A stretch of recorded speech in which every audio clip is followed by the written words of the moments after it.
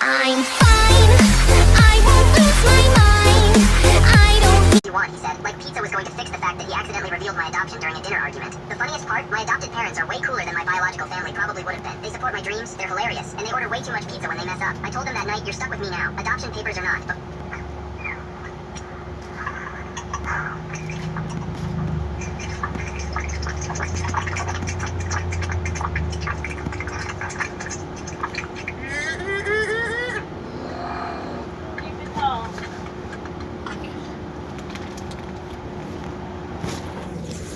Alin?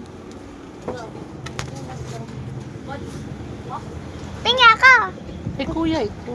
Bakit? Wala ko. Kasi nalabas na sa school, mabana. Yung 45. Diba?